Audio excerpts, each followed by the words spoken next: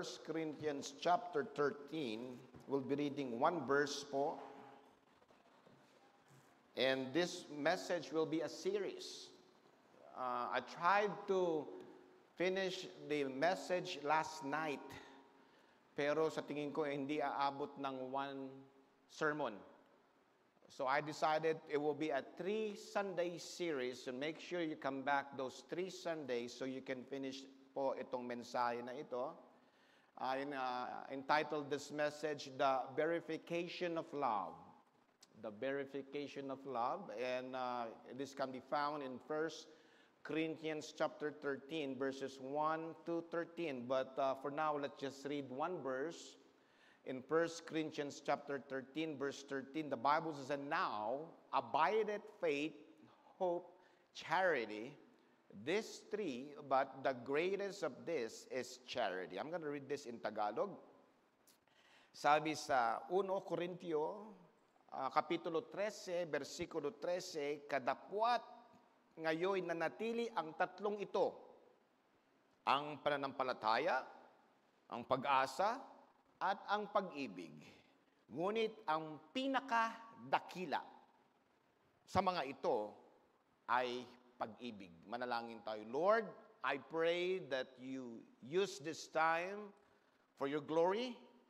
And I pray, Panginoon, that things that I'm gonna say, I will give smile and honor to your name, Panginoon. At hindi ako magkamali.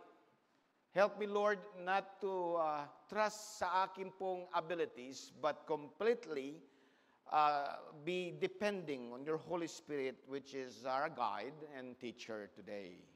Save soul, encourage the believers, and I pray, Panginoon, that make this message crystal clear and even a child could understand. Thank you, Lord Jesus, for your love, for your suffering, for dying on the cross for our sin purposely, not accident, but you choose, Panginoon, to die so we can be redeemed from all our unrighteousness. Thank you, Lord, for the church. Thank you, Lord, for this wonderful day. Thank you, Lord, for the missionary that you allowed to start this ministry, Panginoon. May you grant us, Panginoon, the favor today. This thing we ask and pray in the name of your Son, Jesus Christ. Amen and amen. You may be seated po. Now, I thought about preaching about love. Of course, this is the month ng pag-ibig. And the Lord directed me to 1 Corinthians chapter 13. But if you can see and study and analyze 1 Corinthians chapter 13, this chapter suffered more misinterpretation and misapplication. Divorced from its content, it becomes a romantic verse. Romantic romance or Hollywood love. And if you nakapag-attend kayo ng mga wedding and kasalan, this chapter has always been used and abused, thinking na ang talata na ito, o ang chapter na ito, pertains to what we call eros. And what the world recognize every February 14 na yung pag-ibig na kung saan ay pagmamahalan. Now, it could be applied, but in context, mga kapatid, this is actually a stern rebuke to the believer in Corinth. Ito po ay isang liham na patungkol na hindi ina-approve ng Panginoon ang pag-uugali ng mga membro sa Corinthian church. Many people fail to see that Paul was still dealing with the Corinthian problem when he wrote these words. The abuse of the gift of tongues. There is division in church. There is envy in others' gifts. There is selfishness. Remember in chapter 6, nagdidimandahan sila? In chapter 6, they went to the people's court. And so today, we will see and verify what is the real context ng 1 Corinthians. Today, let us verify the meaning of the love in the proportion of the context. This will be a 3-part series, by the way. I'm going to give you the points, okay, to say. Makuha nyo na ito. It will be a 3-part. Today, we will see Christ's pattern. Next Sunday, we will see the church policy. And then the last Sunday, probably first Sunday of March, will be the character positivity. But today, let's just dive in sa ating pong mensahe. And I promise my pastor, Pastor Teddy, that I'm going to emulate him when he preached last Wednesday. Amen? He preached like what, 15 minutes? I'm going to try 15 minutes and an hour. So the verification of love. Again, 1 Corinthians chapter 13 is not a cute passage wherein there's a lot of birds singing, hearts floating. No! Ito po ay isang pag-correct sa pag-uugali ng mga church members ng Corinth. As I look in the church in Corinth, I see the same declaration of churches today. Yes, we know the language. We know there's 2 gifts. The speaking gifts, yes, we preach good in context doctrinally. We serve good. We have the feeding ministry. But there is a problem. Why? Because true love is not present. Walang pag-ibig. The world can do it also. Elon Musk, the richest man, if not the richest man, one of the top 10, gave lots of money in helping people. I don't believe he's saved. Amen? You see, if a lost person can love like that, how much more the people of God? I keep telling you folks in Romans chapter 8, God's children are the best. And sometimes I have reservation. And Paul had it also. Meron siyang reservation. He said, you sing good, you give good, you dress good, you have air condition, you take care of these functions. But really, do you really have that genuine charity of love? And so I thought about it. I prayed. Sabi ko, Lord, would you give me a positive message? And He gave this to me today to bring to you. And though it is a negative message, I know it will have a positive result. The verification of love. Number 1, if you look closely and study what is obvious, in Bible study, titignan mo who's talking, to whom it pertains to, what is it to me, the 5 W's and 1 H lang. And here, God is speaking through Paul, going to the members of the church dun sa Corinth. And if you see closely the verse by verse, it always points to the Lord Jesus Christ. And all those adjectives point to the attributes or character or the very nature of our Lord Jesus Christ. He sees the problem, my divisions, my sexual immorality. Members are fighting and going to court. But he said is this, we need Christ patterns. The children's home, most of the time, we kind of save up money so we don't hire engineers. We don't hire architects. We're building our buildings, ang tawag doon, as-built. So when you build a building, as-built, chances are you're gonna have a lot of problem. Uy, kulang yung rebars. Uy, kulang yung space. Knock dito, knock doon. You pay the consequences. And the same thing in serving God. If we don't have that right pattern, that blueprint, we pay the consequences. Kasi kayang-kaya natin mag-serve sa Panginoon eh. Anong tawag doon, Lisa? Superficially? Serving God superficially. You can trick me, I can trick you, but you cannot trick God. You might have a good song to sing, you might give a lot of money to the church, but if your heart is not right sa ating Panginoon, the love is not present, it is just tinkling cymbals. tinkling cymbals. Walang laman. So when we talk about Christ's pattern, and everything about the description of love here in 1 Corinthians chapter 13 point to Jesus Christ. Jesus Christ was presented as the edifying pattern for the Corinthians. By the way, the word edifying means instructive or informative in a way that improves the mind or character. 1 Corinthians is a love that is instructive. But most of the time, instead of instructive, nagiging destructive. Look with me in 1 Corinthians chapter 13, verse 4 to 7. Charity suffereth long, and is kind. Charity envieth not. Charity vaunteth not itself. It's not puffed up. Doth not behave itself unseemly. Seeketh not her own. It's not easily provoked. Thinketh no evil. Rejoiceth not in iniquity, but rejoiceth in truth. Beareth all things, believeth all things, hopeth all things, endureth all things. Man, I wish I am that person na dinidescribe ito. Oh God, I wish I am that person. Won't you wish that this is you being described by Paul? But it's not I. It's not even the church in Corinth. And all this description na sinasabi dito, alam niyo ba kung sino? It is Jesus Christ.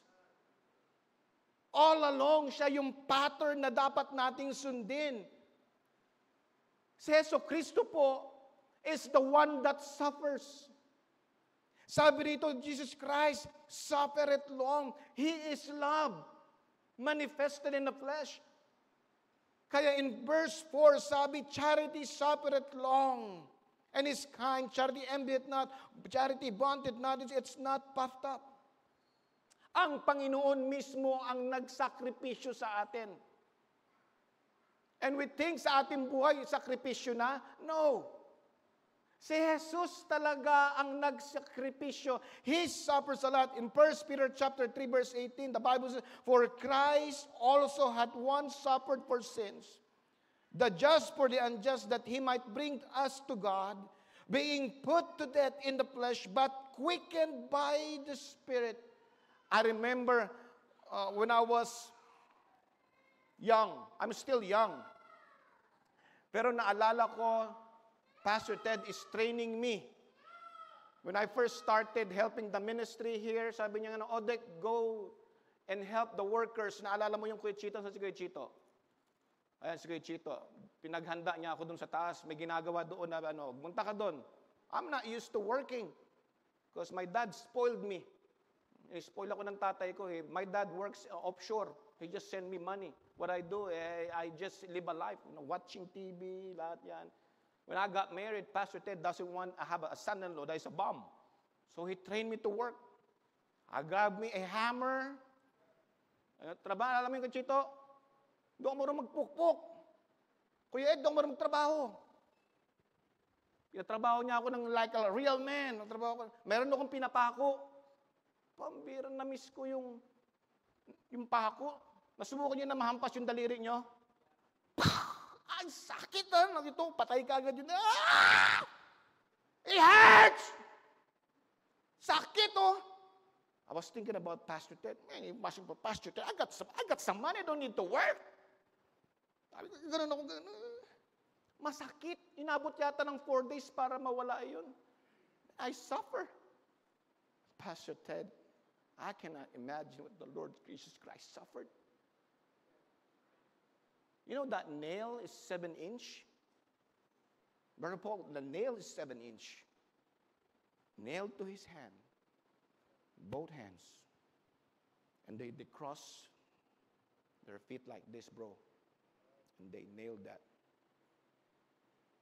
On the hot sun.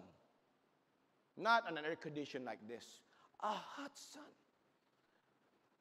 Before they nailed him, sir, bago yun pinako, naglakad siya ng miles carrying that log. And back then, walang hardware. Sinabi nila, may incheck na daw nun. Kauna-unahan daw incheck kasi saan daw makakabili ng pako at saka ng di ba? Maybe there's an argument doon, di ba? But they were carrying that log. He was carrying that log. And that log is not S4S. Yung mga karpentero ito, alam niyo, no? Walang S4S. It is not S4S. Meron siyang mga spikes. Hindi niliha yun. Oh, we're gonna crucify Jesus Christ. Oh, prepare the cross. No. May mga spikes yun. Masalubsob.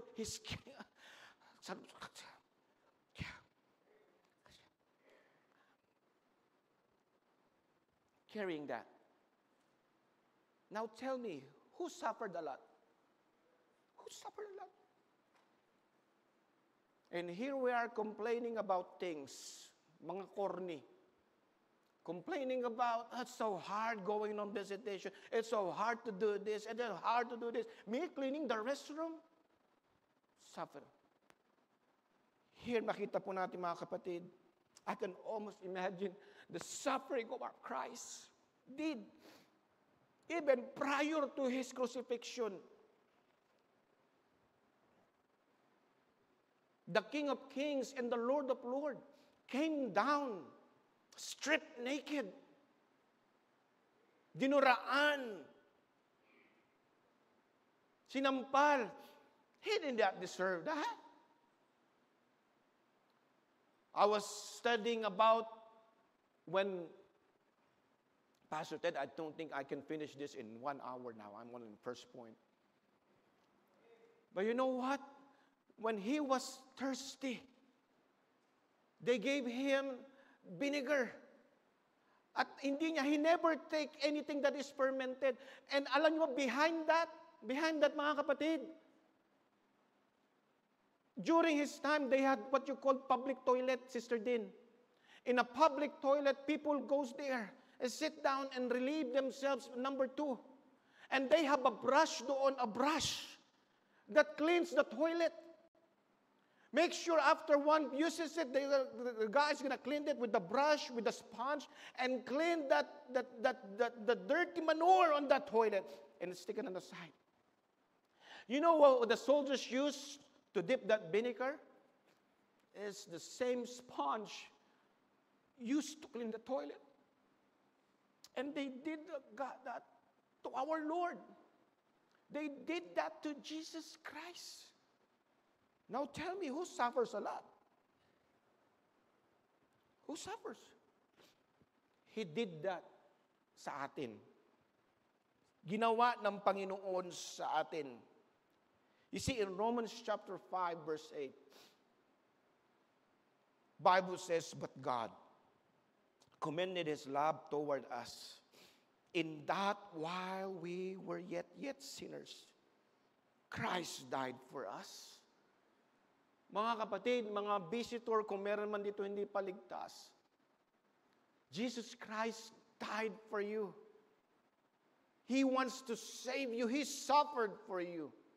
Habang ikaw nagsusugal, habang ikaw naglalasing, habang ikaw nagmumura, habang ikaw nambababae, habang ikaw nagkakasala, papunta ka sa impyerno. But the Bible says, but God commended His love. He's going to suffer for you still. Because charity suffereth long. It's not just suffer it long. You know why He did that? It also described here. It says, 1 Corinthians 3:4, charity suffereth long. How can you suffer it long? Because Jesus Christ is kind. Sabi rito, charity suffereth long and is kind. The word kind in Greek means krastiomai. It means to show oneself useful. That is an act of benevolence. Napakasimpleng definition, no? Make yourself useful. Brother Paul here, I believe, I don't want to tell your age, but I will tell it anyway, okay? It says 86. He's 86. Man, he's old. 86. You know, if I'm 86, he lives in Pensacola, close to the beach. He can just have his life together with his wife, Sister Joyce, the retired, just on that Florida Keys, just having their feet doing like this, and with a song, "Kumuma vamos uning," something like that, right? Something like that, right? It was like a tourist place. He can do like that kasi retired na siya. You know what? He make himself useful. Representing the children's home, churches, raising funds, and now they're here ministering to us. Make yourself useful. In the Corinthian church, it's just a show. It's just compliance. Parang yung mga pulis, di ba, sir?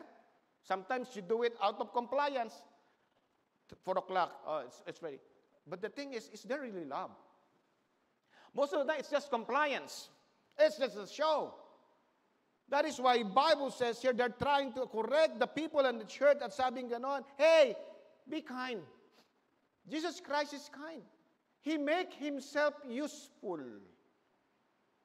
By the way, kind is not nice. Kind is not nice. Most of this world wanted to be nice, politically correct. Nice, let me say, nice is doing things that will benefit you, me. If I'm nice, you be nice to me. If you're nice, like politicians, you will be re-elected because you're nice. Pero mga kapatid, kindness will benefit others. Nakuha natin. Let's stop being nice people that always thinking about what can we get, but let's start being kind just like Jesus Christ. Jesu Cristo came here being used and being useful, and who benefit? We benefit. For God so loved the world that He gave His only begotten Son, that whosoever believeth in Him should not perish but have everlasting life. Nag-benefit tayo dahil sa Kanyang kindness. Not nice. You see, kind will benefit other people instead of nice will benefit us. This kindness is more than a reciprocation of kindness to you. Jesus is kind to the unthankful. Jesus Christ is kind even to the evil people. Look with me in Luke chapter 3, verse 35.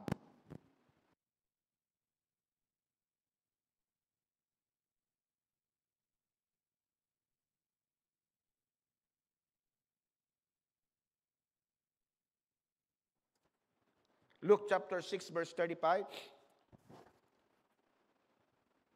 Jesus said, "But love your enemies, and do good and lend, hoping for nothing again, and your reward shall be great, and ye shall be the children of the highest, for He is kind unto the unthankful and to the evil." Tayo mga tao, we are kind to those people that are kind to us. Right? If you're good to me, I'll be good to you. Sabi nga na President Trump no? Those nations that are good to us, they will be good to them. Di ba? Sabi ni Trump yun. Those will act evil, it is a sign of war. Sabi niya, di ba? Sabi niya, well, the same thing with us. It's going to be huge. We're going to make churches in America great again. But Jesus Christ is not. He is kind to the evil and to the wicked. That is true love right there. Kasi it's very easy to love someone that is good to us. But look at Jesus, He's kind. That is why He can suffer long. Can suffer long. Sabi din sa Matthew chapter 11, verse 28 to 30. Look here. His kindness being declared and manifested. Sabi niya, "Come unto me, all." Look at that. Hindi niya sinabi, "Come unto me, all white people. And all those brown Filipinos with flat nose should stay on the side." Hindi sinabi, di ba? He said all. "Come unto me all." Vietnamese, Chinese, Blackinese, amen? Lahat yan. Said all, "Oh, come to me, all." Sabi nga ng Bible, all ye that labor and are heavy laden, and I will give you rest. Take my yoke upon you and learn of me, for I am meek and lowly in heart, and ye shall find rest unto your soul. For my yoke is easy, and my burden is light. Jesus will not benefit from us. He will not benefit from us. No matter how hard we try, because Jesus is still God, no matter what. We will only benefit from Him. Next, not only Jesus Christ suffered long, Jesus Christ is kind. The pattern of Jesus Christ, makita natin dito. Jesus is selfless. Selfless. 1 Corinthians 13:5, that not behave itself unseemly. Look at here. Seeketh not her own. Is not easily provoked. Thinketh no evil. Di ba may kanta? Naalala ko, kinakanta nung nakaraan. While He was on the cross, I was on His mind. Habang nahihirapan si Jesu Kristo, habang siya'y nagsasakripisyo, and even to the point na siya'y mamatay, sabi, Father, forgive them. In Luke chapter 23, verse 34, then Jesus said, Father, forgive them, for they know not what they do. And they parted His raiment and cast lots. Alam mo ba yung huling phrase na yan? And they parted His raiment and cast lots. If you study that, kinuha yung damit at anong ibig sabihin ng they cast lots? Pinagsugalan. They want to get the Lord's clothes. Kasi in the other story, somebody hold the garment of Jesus Christ and was healed. Akala nila, Sister Julie, anting-anting. Di ba? Parang si Sir Francis, sabi may anting-anting, di ba? Ganun ang pag-iisip ng mga Roman soldier. Kasi one time, there is someone that touched the robe of the Lord Jesus and was healed. And it was told abroad. So they think there's magic doon sa damit ni Jesus. And so while He was on the doon time na yon, they parted His garment and they cast lots. Nag-die sila or something. Pinag-agawan nila thinking that they can be saved or they can have miraculous na mangyayari sa buhay. Kasi hawak nila yung damit. Alam nyo, there's no power doon sa damit. Ang power po doon sa personality and the persons of Jesus Christ. Pero kita mo, bastos, no? Akalain mo, namamatay ang Panginoon, nahihirapan, nagsugal pa, pinagsugalan pa yung damit ng ating mahal na Panginoon. Pero kahit imbis na magalit siya, kung ako lang, magalit ako niyan. Uy, nahihirapan na kayong tao dito, no? Excuse me, ha? Nahihirapan na ako dito, ha? Nagsusugal pa kayo sa harapan ko. Di ba na, ganun magagalit ka na. Pero sabi niya na, Father, forgive them. What a selfless God. Father, forgive them, for they know not what they do.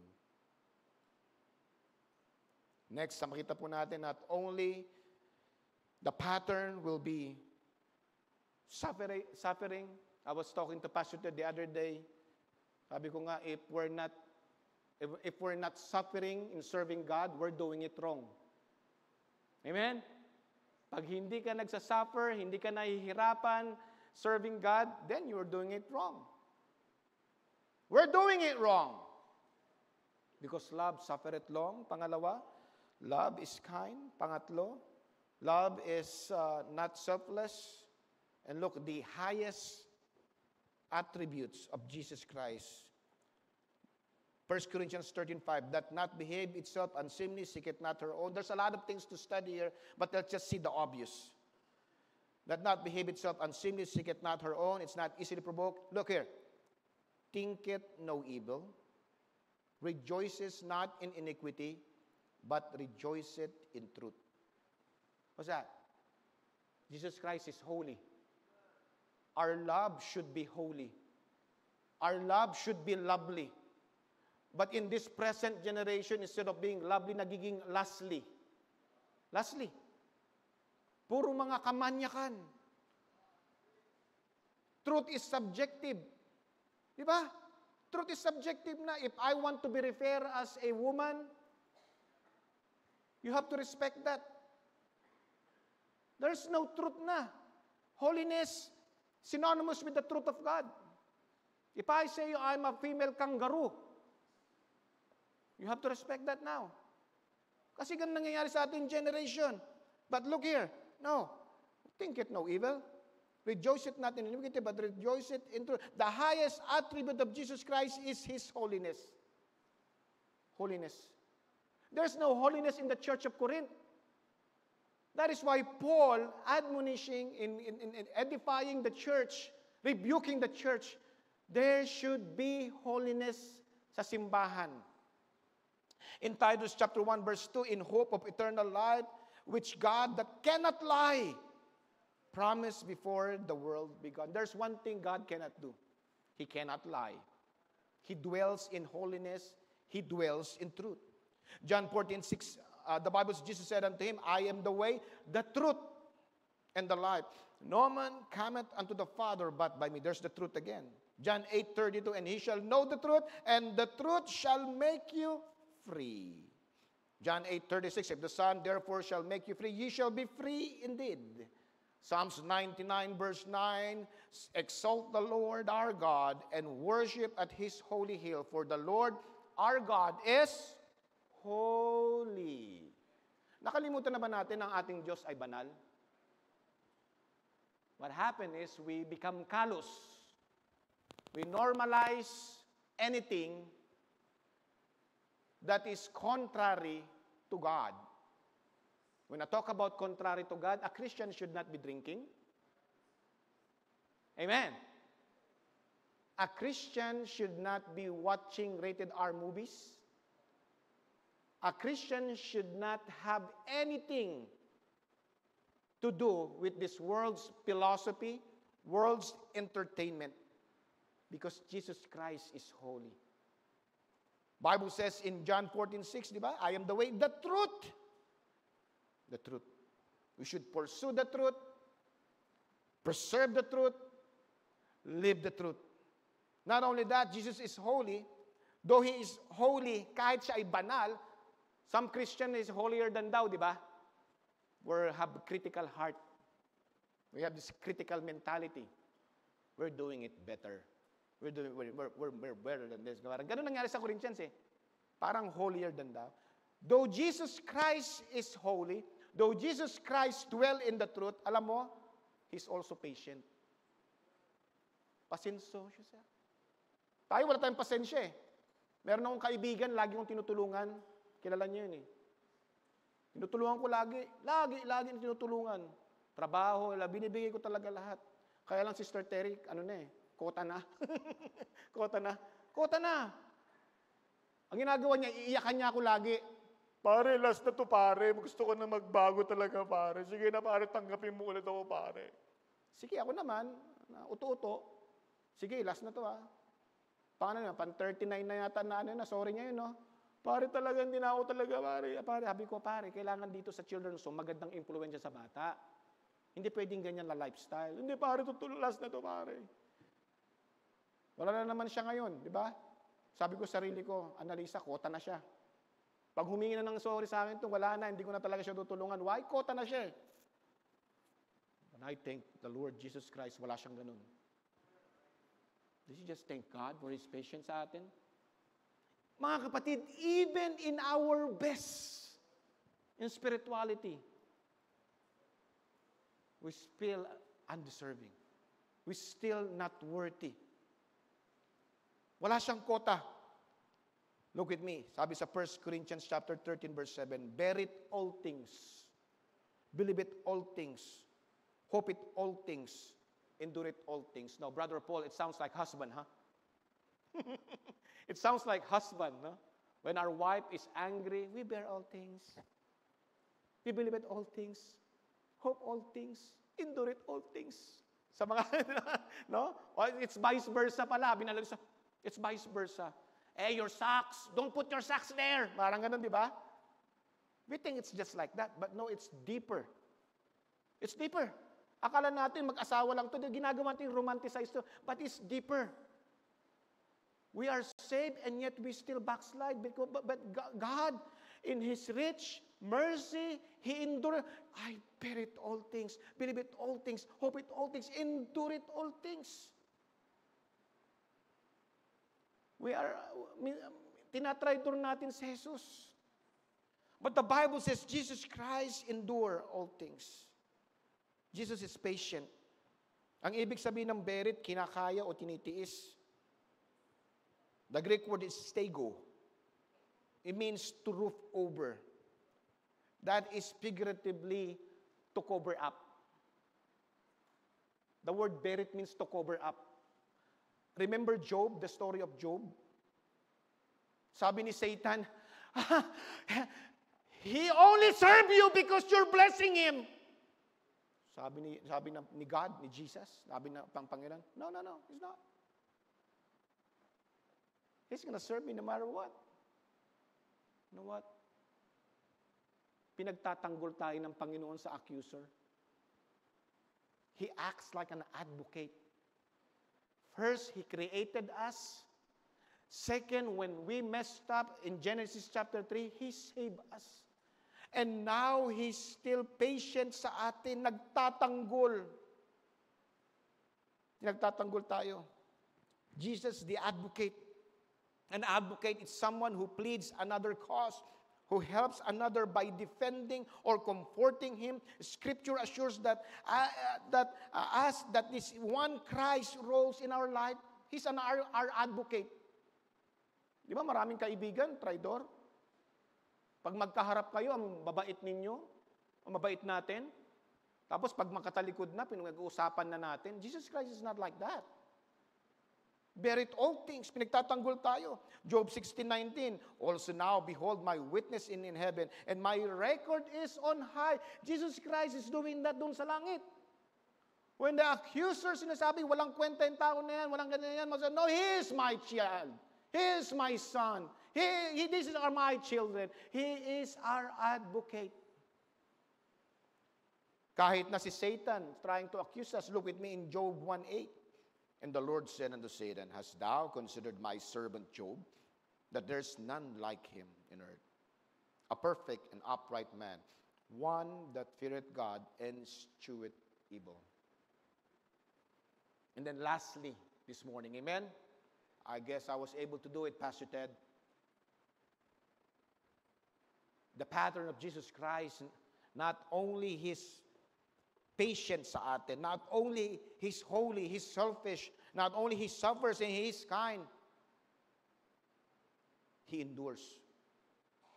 Ang ibig sabihin ng endureth, tumatagal. Ano bang commercial dati sa PBA yun? Tumatagal. Parang ganyan, naalala niyo yun? Yung mga may edad dito, alam niyo yun. Si Sir Terry, alam tsaka si Brother Jim. Ano bang yan? Motolite? Tumatagal. Parang ganyan, di ba? Walang tumatagal sa atin. Mainipin tayong tao. We don't have that endurance. O tumatagal. The Greek word is hopomen. It means to stay under, behind, that is remain figuratively, or undergo, that is bear trials, have fortitude, persevere, abide, endure, to tarry. To tarry. Alam niyo ba ang Panginoon, He's with us? He's with us. Look with me even in our mission, Matthew 28:20, teaching them to observe all things whatsoever I have commanded you. And lo, I am with you always, even unto the end of the world. Amen. Hindi tayo iwanan ng Panginoon. That's why when we pray, don't ask the Lord to take away those problems. Sabihin natin, Lord, be near me. Lord, be with me. The only time to face the storm is to go through it. Amen. And when we face the storm, we are not alone. Jesus is with us. He is enduring, tumatagal, tumatahan sa atin. And this is the admonition of King David to his son, Solomon. He will have a great duty and responsibility. And even our church, we have a great duty and responsibility to all this ministry. But without that love, it's just tinkling cymbal. It's none other just a movie, an act, a show. Some of the churches just for the money. Parang si Elvis yun ah. One for the money, two for the show. So let's get hairy and go, go, go. Yeah, most churches are like that. And Koreans are like that. Talented Christians who know the language, but Christ's pattern is not present. Sabing ganon ni King David kay Solomon.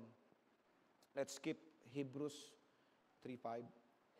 And David said to Solomon his son, be strong and of a good courage, and do it. Do what? The ministry. The church functions. Do it. Fear not, nor be dismayed. Look here. For the Lord God, even my God, will be with thee. He will not fail thee, nor forsake thee, until thou hast finished all the work for the service of what? The house of the Lord. Mga kapatid, yan po yung mensahe ngayong umaga. Ang simbahan po natin can be a energetic church, Subic Bay Baptist Church. We could do all of this ministry, the feeding ministry, the visitation, the church planting. We can do all of that. But without Christ's pattern, well, just a tinkling cymbal. Walang kwenta. What we need to do is in Hebrews chapter 12, verse 2. Looking unto Jesus, the author and finisher of our faith, who for the joy that was set before him, look, endured the cross, despising the shame, and is set down at the right hand of the throne of God. Mga kapatid, I pray po that the letter of Paul to the Corinthians will affect us as Subic Bay Baptist Church. This is not a romantic letter. Mga kapatid, this is a rebuke that we as a believer, just like Corinth, should follow the pattern set by the Lord Jesus Christ. And that is, Jesus suffers, we suffer. Jesus is kind, we need to be kind. Jesus is selfless, we need to be selfless. Jesus is holy, we need to be holy. Jesus is patient, we need to be patient. Jesus endures, wala dapat kota. Looking unto Jesus, the author of finisher of our faith. 1 Corinthians 13:13, and now abideth faith. Yes, you have faith. Hope. Yes, you're headed for glory.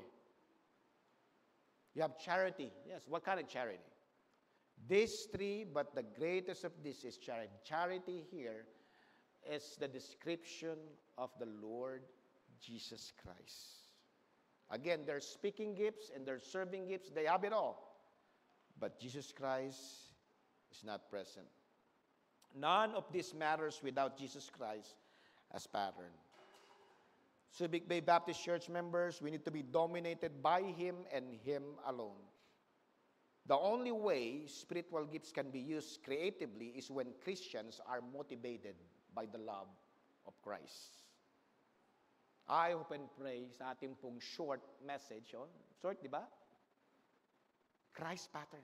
Do we have that? Let's all stand, mga kapatid.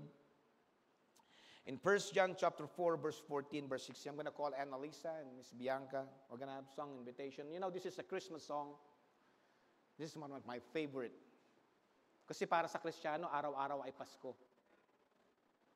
I want to have Annalisa sing this song. Not to just perform, but rather celebrate that Jesus Christ is that love. He suffers for us. He is that love. Don't be mistaken 1 Corinthians as a romantic letter. It's not. It was a rebuke in the church of Corinth. Divisions. Love is not there. I hope and pray that this group of people who loves the Lord will acknowledge that. 1 John 4:14-16, and we have seen and do testify that the Father sent the Son to be the Savior of the world. Whosoever shall confess that Jesus is the Son of God, God dwelleth in him, and he is in God. And we have known and believed love that God had to us. God is love. And he that dwelleth in love dwelleth in God, and God in him. Jesus Christ loves you. He died for you. Shed His blood, sacrifice. Sa mga bata, sa mga matatanda, sa lahat, He loves us. Turn to Him. Repent. Ask the Lord to save you. And even Christian ngayon, maybe nag-segue ka ng konti. You're just performing. You're not praising God. This morning, I pray, you come. Lord, thank you, Lord, for the pattern. Thank you, Lord, for your love. Thank you. Would you do that? You come? Or it's too much? Is it too much? Masyado ba? Is it too much for you to do, to come forward? Is it too much? Jesus Christ died. Masyado ka ba nahihirapan lumapit? Yung Panginoon, binuhat yung cross para sa'yo. Nahihirapan ka? Wow. Wala yan sa ginawa ni Kristo. Sabi, yung kanyang pawis, lumalabas dugo para sa atin. Tapos ikaw, lapit ka lang sa harapan, nahihiya ka. Nahihiya, baka sabihin nila, corny ako. You come. Amen. Praise the Lord. That's right. You come. Lord, we just thank you, Lord, sa iyong pattern. Maraming salamat, O God. You come. Amen. Praise the Lord. Born in a manger, to his own a stranger, a man of sorrows, tears, and agony. Oh, how I love him, how I adore him, my breath, my sunshine, my all in all. The great Creator became my Savior, and all God's fullness dwelleth in him. What condescension, Amen. bringing us redemption. Thank you, That Jesus. in the dead Thank you. Maraming salamat, Panginoon Jesus. Not one faint Sa iyong pasensya sa amin. beside. God gracious Maraming salamat, Panginoon. tender, laid aside Dahil binibigyan niyo kami ng pag-asa araw-araw. Stooping Sa aming kayabangan, to sa aming makasariling save pagkatao. my soul. Can we sing this together? Oh, how I love Sana nga, totoo, Lord. Sana nga. I adore Yes. him, my breath, my sunshine, my all in all. The great Creator That's right. became my Savior. What a God. What a God that we serve. And all God's fullness dwelleth in him. Sing together po.